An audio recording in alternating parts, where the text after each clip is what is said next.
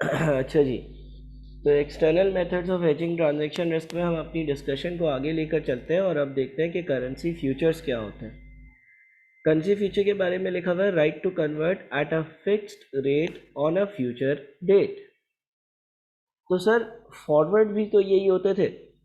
हाँ, फॉरवर्ड और फ्यूचर बहुत हद तक सिमिलर है। फॉरवर्ड में भी ऐसा ही होता था कि आज हमें एक फ्यूचर का रेट पता चल जाता था जिस पे हम कन्वर्जन करते थे, और करेंसी फ्यूचर्स में भी ऐसा ही है कि आज एक रेट फिक्स्ड हो जाता है जिसकी बुनियाद पर हम फ्यूचर में ट्रेडिंग करेंगे। तो सर डिफरेंस क्या है? पहला difference, can only be converted at fixed future dates. देखो, जब हम आप लोगों को मैं एक हैंडआउट भी दूंगा जिसमें फॉरवर्ड फ्यूचर का डिफरेंस होगा। जब हम फॉरवर्ड की बात करते हैं ना, तो फॉरवर्ड कॉन्ट्रैक्ट जो है वो, आप कहीं किसी एक्सचेंज डीलर के पास गए और एक्सचेंज डीलर के साथ आपने टर्म्स तय कर ली कि इस तारीख को इतनी करेंसी, फ्यूचर फॉरेन करेंसी, इस रेट पर मैं आपसे एक्सचेंज करूंगा, यानी कि टेलर मेड कॉन्ट्रैक्ट था। जबकि जब हम फ्यूचर्स की बात करते हैं ना, तो ये एक्सचेंज पर ट्रेड होता हुआ कॉन्ट्रैक्ट कॉन्ट्रैक्ट है। ये एक्सचेंज पर ट्रेड होता है, एक्सचेंज पर ट्रेडिंग होती है, इसकी ख़रीदो फरोख्त होती है, और इसमें कुछ स्टैंडर्डाइजेशंस होती हैं। पहली स्टैंडर्डाइजेशन ये होती है कि कन्वर्जन हर वक्त नहीं होती। फॉर एग्जाम्पल, ऐसा नहीं है आपने बोल दिया कि मैं 5 जून को आऊँगा और इतना XYZ करेंसी का अमाउंट इतनी XYZ करेंसी में जो आज रेट हम तय कर रहे हैं उस पर चेंज करवाऊंगा, नहीं। कुछ स्पेसिफाइड डेट्स होंगी। मिसाल के तौर पर साल में 4 बार, मार्च के आखिर, जून का आखिर, सितंबर का आखिर और दिसंबर का आखिर, जिसमें हम फ्यूचर्स की ट्रेडिंग करेंगे। तो एक बात तो ये डिफरेंस हो गई। स्टैंडर्डाइज कॉन्ट्रैक्ट्स, अच्छा वहाँ पर क्या था सर? वहाँ पर ये था कि लेट से तुम $7 लेकर गए, तुमने $7 का फॉरवर्ड कॉन्ट्रैक्ट कर लिया कि ये $7 जो है वो हम स्पेसिफाइड रेट पर पाउंड में कन्वर्ट करेंगे। तो $5 लेकर चले गए, तुमने बोल दिया भाई $5 इस रेट पर हम स्पेसिफाइड रेट पर पाउंड्स में कन्वर्ट करेंगे। ये फॉरवर्ड में होता था। यहाँ पर ऐसा नहीं है, यहाँ पर कॉन्ट्रैक्ट जो है ना वो ब्लॉक्स में होंगे, या जो कॉन्ट्रैक्ट्स होंगे वो स्टैंडर्डाइज्ड होंगे, एक फिक्स वैल्यू के होंगे। मिसाल के तौर पर हर कॉन्ट्रैक्ट है $5 का। अब किसी ने अगर लेट से $9 एक्सचेंज करवाने हैं तो वो 9 नहीं करवा सकता, वो $5 के 2 कॉन्ट्रैक्ट ले सकता है। ये हम डिस्कस करेंगे जब हम पास पेपर के क्वेश्चन करेंगे कि किस तरह से इसकी एप्लीकेबिलिटी होगी।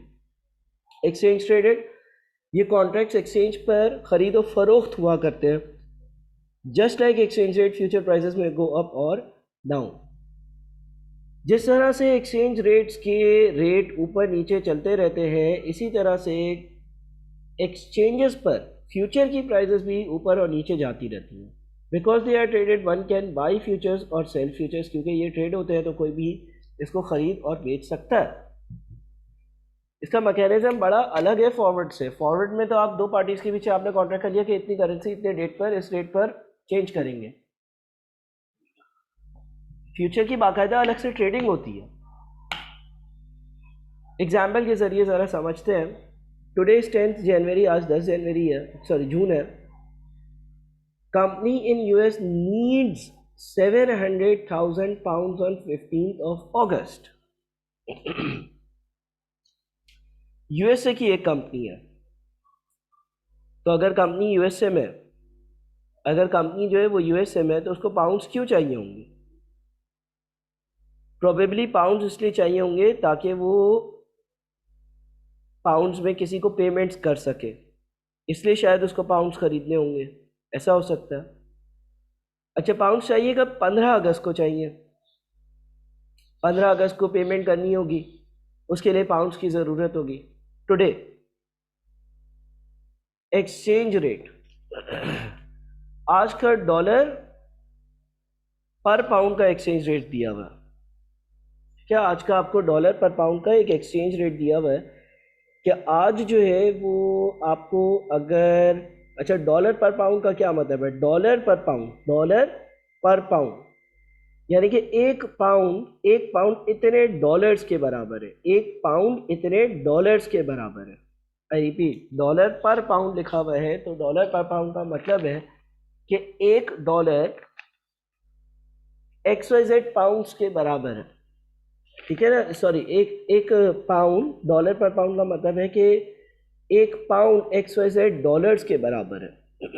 ठीक है, ये एक्सचेंज रेट दिया हुआ है और ये आज का एक्सचेंज रेट दिया हुआ है। इसका मतलब ये कि अगर आज मैं अपनी करेंसी को एक्सचेंज करवाता हूँ तो इस रेट पर एक्सचेंज होगी। फ्यूचर की प्राइस दी हुई है। फ्यूचर कॉन्ट्रैक्ट क्या होता है? फ्यूचर कॉन्ट्रैक्ट में आप एंटर होते हो तो आप जो है वो आज ही फ्यूचर में एक एक्सचेंज रेट जो है वो डिसाइड कर लेते हो। बहरहाल ये एक ट्रेडेबल कॉन्ट्रैक्ट होता है और कॉन्ट्रैक्ट कह रहा है डॉलर पर पाउंड 1.56, यानी कि 1.56 डॉलर जो है वो एक पाउंड के बराबर है। ये कॉन्ट्रैक्ट आपको मिल रहा। ठीक है, कॉन्ट्रैक्ट साइज 100,000 पाउंड्स। जैसे कि मैंने कहा कि यहाँ पर कॉन्ट्रैक्ट का साइज जो है वो मेंशन होगा, तो कॉन्ट्रैक्ट साइज मेंशन होने का मतलब ये है कि आप एक लाख पाउंड्स के कॉन्ट्रैक्ट परचेज कर सकते हो, ना उससे ज़्यादा ना उससे कम। हमें इत्तेफाक से इस एग्जाम्पल में 700,000 पाउंड्स ही एक्सचेंज करने हैं।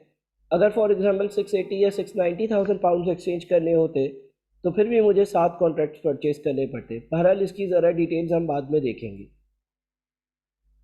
15 अगस्त, 15 अगस्त को क्या एक्सचेंज रेट इतना हो जाएगा, फ्यूचर की प्राइस इतनी हो जाएगी। जिस तरह से आपके एक्सचेंज रेट्स इंक्रीज डिक्रीज होते हैं, इसी तरह से आपकी जो फ्यूचर्स की वैल्यू होती है ना, वो भी इंक्रीज डिक्रीज हो रही होती है। ठीक है, अब देखिए फ्यूचर्स में आप कैसे ट्रेडिंग करते हो।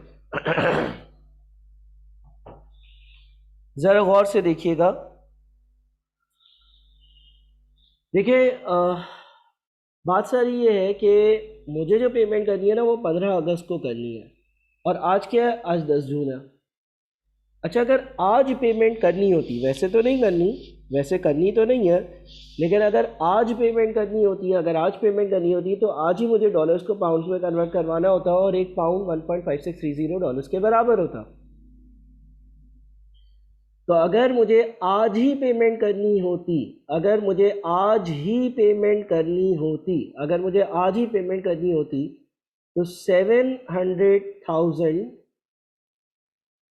और हर पाउंड के अगेंस्ट मुझे 1.5630 डॉलर्स देने हैं। तो 700,000 इंटू 1.5630, इसका मतलब ये हो गया कि मुझे 1094,100 डॉलर्स, इतने डॉलर्स चाहिए होते।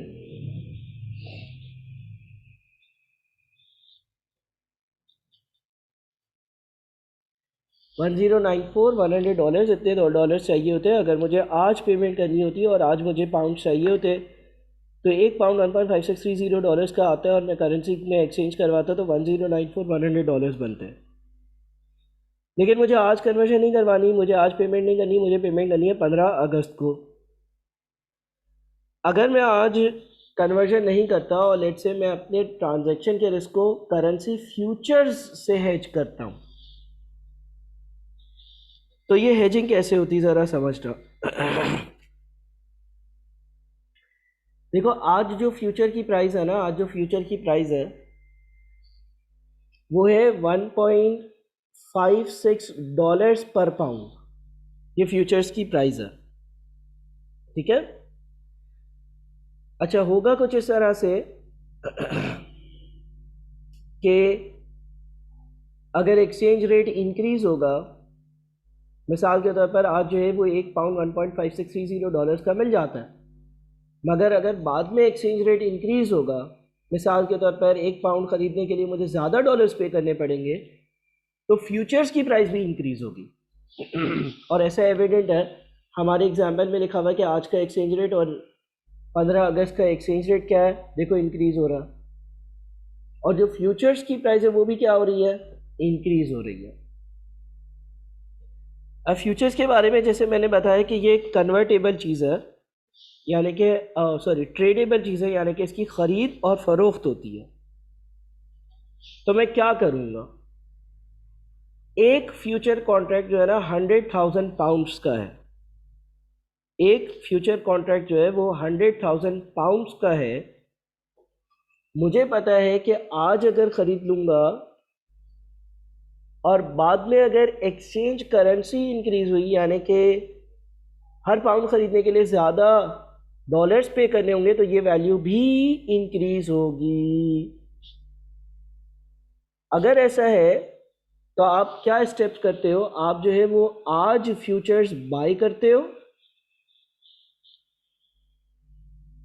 और आपको पता होता है कि अगर करेंसी रेट, इस एग्जाम्पल के हिसाब से अगर करेंसी रेट जो है वो डॉलर टू पाउंड का इंक्रीज़ हुआ तो फ्यूचर की प्राइस भी इंक्रीज़ होगी, तो बाद में आप फ्यूचर्स को सेल कर देते हो।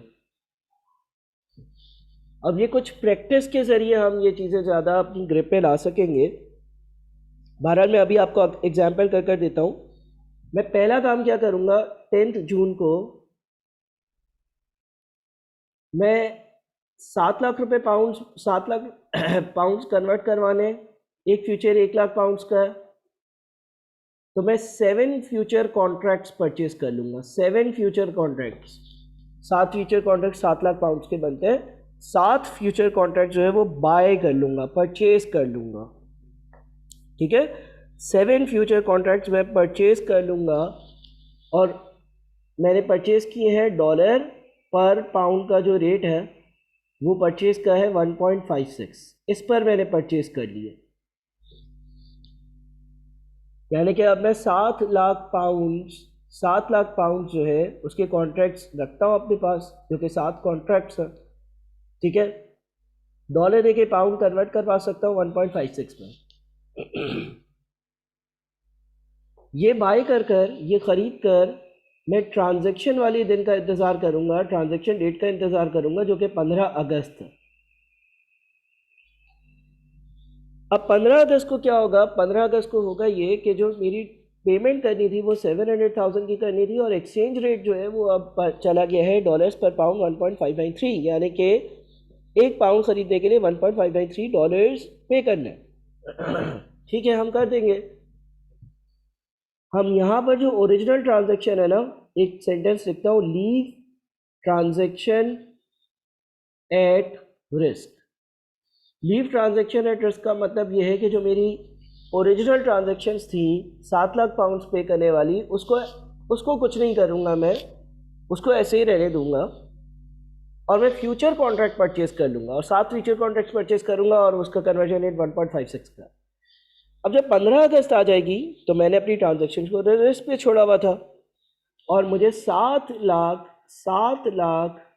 पाउंड्स पे करने के लिए अब 15 अगस्त का एक्सचेंज रेट है 1.593, यानी कि कितने डॉलर्स पे करने पड़ेंगे,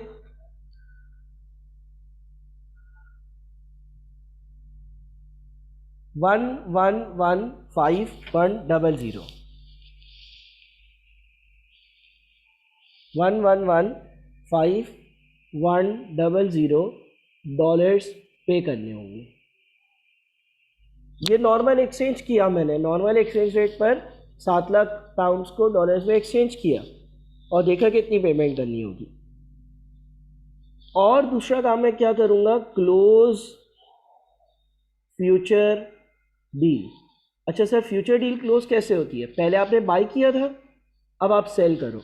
लेकिन अब क्या होगा, देखो, अब डॉलर पर पाउंड वाला जो फ्यूचर कॉन्ट्रैक्ट है उसमें रेट 1.59 पे चला गया, ज़्यादा पर चला गया। आपने सस्ते पे ख़रीदा और आप महंगे पे बेच रहे हो, और आपको हर पाउंड पर जो बेनिफिट मिल रहा है वो है 1.59 माइनस 1.56, ठीक है। देखो, आपने बाय किया था 1.56 पर, आप सेल कर रहे हो 1.59 पर, और ऐसे आपके पास 7 कॉन्ट्रैक्ट्स हैं, और हर कॉन्ट्रैक्ट 1 लाख पाउंड्स का। तो 1.59 माइनस 1.56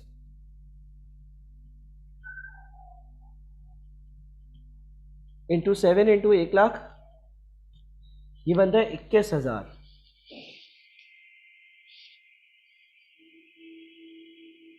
डॉलर्स, ठीक है। तो देखो यार, हुआ क्या,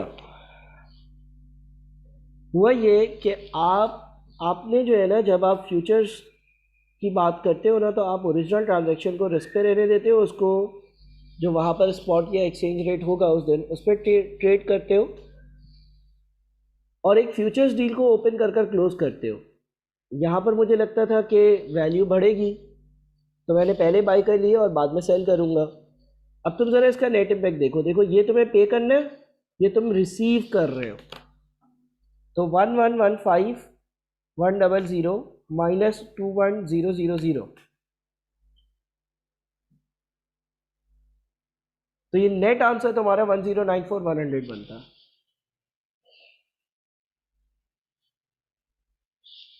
होता क्या है कि आपने यहाँ पर ज़्यादा पेमेंट करी, जो आपका नॉर्मल अभी एक्सचेंज रेट चल रहा था उससे आपने ज़्यादा पेमेंट करी, लेकिन जो आपकी फ्यूचर्स डील थी उस पर आपको गेन हो गया, और नेट इम्पैक्ट आप देखो तो इससे मैच कर रहा है। तो क्या सर हर बार नेट इम्पैक्ट इससे मैच करेगा? नहीं यार, ऐसा नहीं होगा। यहाँ पे मैंने एज्यूम किया कि फ्यूचर्स की प्राइस उतने से ही इंक्रीज हुई है जितने से एक्सचेंज रेट चेंज हुआ है। यानी कि अगर तुम 1.593 जो नया वाला एक्सचेंज रेट है माइनस 1.5630 जो पुराना वाला एक्सचेंज रेट है, इसका डिफरेंस देखते हो तो 0.03 है, और अगर फ्यूचर्स का डिफरेंस देखते हो वो भी सेम है। लेकिन ये हर बार ऐसा नहीं होता। यहाँ तो एग्जाम्पल समझाने के लिए मैंने ऐसा आसान सी एग्जाम्पल बनाई।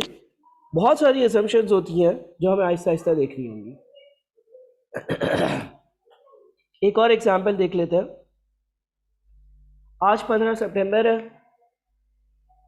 Company in UK will receive 1.2 million dollars on 15 of November. एक यूके बेस्ड कंपनी है जो 1.2 मिलियन डॉलर्स रिसीव करेगी 15 नवंबर को, रिसीव करेगी। टुडे, आज एक्सचेंज रेट ये है, फ्यूचर प्राइस ये है, कॉन्ट्रैक्ट साइज इतना। 15 सितंबर को एक्सचेंज रेट ये होगा, फ्यूचर प्राइस ये होगी। अगेन हमने ऐसी कोई वर्किंग करनी है, ज़रा गौर से सुनिएगा ताकि हम ये वर्किंग कर सकें।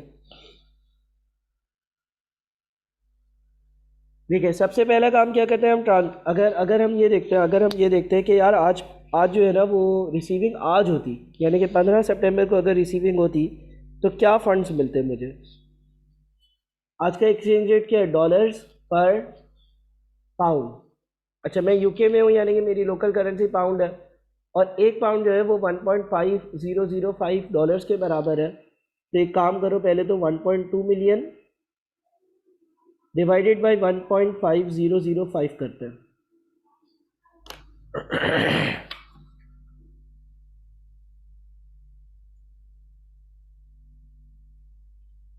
ये बनता है 799,733।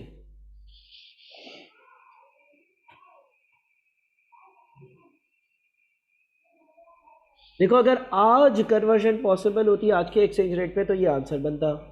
बहरहाल आज तो 15 सितंबर है और पैसे आने 15 नवंबर को, तो 15 नवंबर को ही एक्सचेंज होंगे। तो आप साथ में फ्यूचर्स डील ओपन करोगे। अच्छा सर, फ्यूचर्स डील कितनी ओपन करेंगे? एक और बात देखो, इस बार कॉन्ट्रैक्ट साइज पाउंड्स में है और करेंसी डॉलर्स में है। तो जब आप फ्यूचर्स डील ओपन करते हो तो आपने ये चीज़ मैच करनी है। नंबर ऑफ कॉन्ट्रैक्ट्स डिटरमाइन करने के लिए कितने कॉन्ट्रैक्ट्स होंगे, इतने इतने डॉलर्स आज के इतने पाउंड्स बनते हैं 799,733, है ना।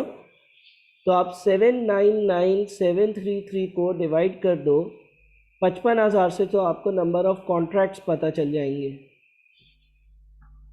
799,733 डिवाइडेड बाई 55,000, ये बनता है 14.54। अब पहला मसला आया, क्या मैं 14 कॉन्ट्रैक्ट्स के लिए जाऊं या 15 कॉन्ट्रैक्ट्स के लिए जाऊं?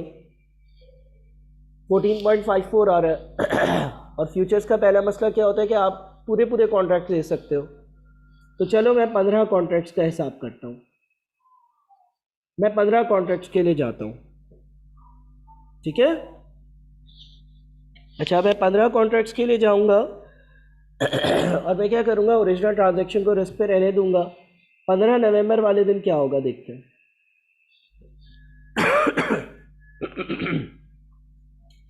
15 नवंबर वाले दिन कुछ ऐसा हुआ कि जो स्पॉट रेट है ना वो चेंज हो गया, ठीक है ना, और वो अब 1.53 बन गया।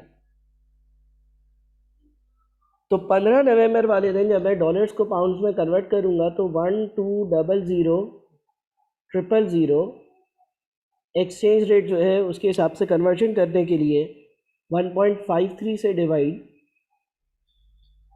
तो 12000000 डिवाइडेड बाई 1.53, ये बनता है 784314 784314 पाउंड्स। ये तो ओरिजिनल ट्रांजैक्शन हो गई। लेकिन तुम देखो कि ये रिसिप्ट जो है ना ये कम है। अगर आप एक्सचेंज रेट उसी दिन वाला यूज़ कर लेते या एक्सचेंज रेट चेंज नहीं होता तो आपको लॉस नहीं होता। अभी आपको नज़र आ रहा है कि 784314 का लॉस है। तो इस लॉस को हेज कैसे करते हैं? फ्यूचर्स डील से। अब फ्यूचर्स क्या किए होंगे हमने? देखो, अगर हमें पैसे रिसीव होने, अगर हमें डॉलर्स रिसीव होने और मुझे ये रिस्क है कि रेट जो है वो चेंज हो जाएगा, तो मैंने क्या किया होगा? फ्यूचर कॉन्ट्रैक्ट्स बाय किए होंगे या सेल किए होंगे? मैं पहले सेल भी कर सकता हूँ, ठीक है ना, ये याद रखना, मैं पहले सेल भी कर सकता हूँ।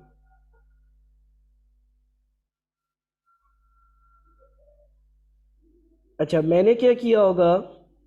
मुझे पता है कि एक्सचेंज रेट जो है वो इंक्रीज़ हो रहा होगा, ठीक है, और मैंने ये भी देखा कि भाई फ्यूचर्स भी एक ट्रेडेड कमोडिटी है और जैसे जैसे एक्सचेंज रेट इंक्रीज़ होता है फ्यूचर्स भी इंक्रीज़ होता है।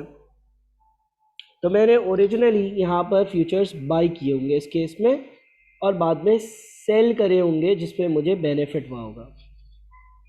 अब मैंने सेल हायर रेट पर करे 1.5064 और बाई किए थे 1.5005 पर। तो ये हर पाउंड पर जो गेन हुआ वो है, ठीक है, मल्टीप्लाइड बाय आपने 15 कॉन्ट्रैक्ट्स परचेज किए थे, जैसा कि आपने ऊपर वाली वर्किंग में देखा कि 14.54 तो परचेज कर ही नहीं सकते और हर कॉन्ट्रैक्ट जो है वो 55,000 पाउंड्स का था। तो ये आंसर आपका कितना आता है?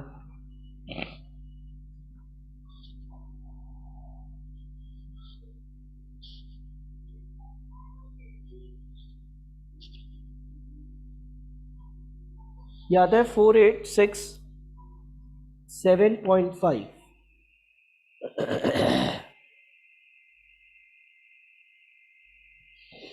ये है आपका गेन ऑन फ्यूचर ट्रांजैक्शन, ठीक है। अच्छा, अब ये गेन जो है ना ये डॉलर्स में आया है, ये गेन जो आया है ये डॉलर्स में आया है क्योंकि ये डॉलर पर पाउंड और उससे हमने पाउंड्स को मल्टीप्लाई किया तो डॉलर में आया। लेकिन आपकी जो लोकल करेंसी है वो तो पाउंड्स है, तो अब इसको पाउंड्स में कन्वर्ट करते हैं, ठीक है। जो आपका गेन आया है, जो आपका गेन आया है वो तो डॉलर्स में आया है तो उसको पाउंड्स में कन्वर्ट भी करना होगा। तो अगर हम इसको पाउंड्स में कन्वर्ट करते हैं, यानी कि हम इसको एक्सचेंज रेट पर अगर इसकी कन्वर्जन करें तो 1 पॉइंट, ये डॉलर्स है ना, इसको आप 1.53 से डिवाइड करोगे, ठीक है, 4867.5 डिवाइडेड बाई 1.53, ये बन जाएगा आपका 3181।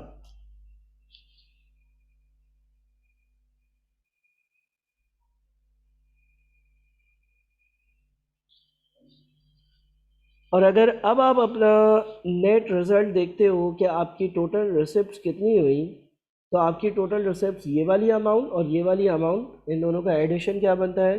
3181 प्लस 784314 787495 बनता है, 787495, ठीक है। अब आप इसको इससे कंपेयर कर लो, ठीक है ना। किससे कंपेयर कर लो, एक मिनट, ये आपके पास 787495 बनता है, करेक्ट? ये बात क्लियर है?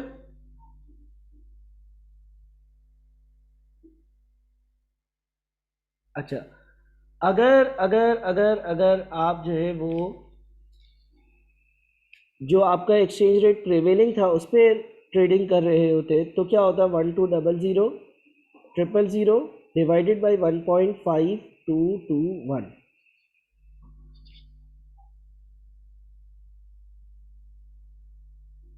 ये बनता 788,384, 788,384। तो हो क्या रहा है कि आपको ये मिलते हैं अगर एक्सचेंज रेट सेम रहता, लेकिन आपको 787,495 मिल रहा है।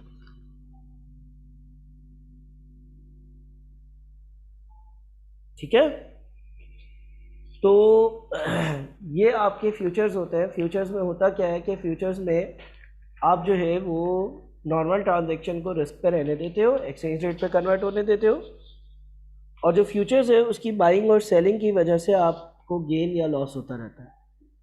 अच्छा, ये याद रहे कि ये कुछ बेसिक सी फ्यूचर की बातें थी।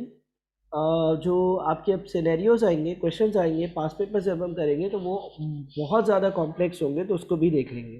ठीक है भाई, अब आते हैं करेंसी ऑप्शंस, इसको हम सेपरेट वीडियो में डिस्कस कर लेते हैं।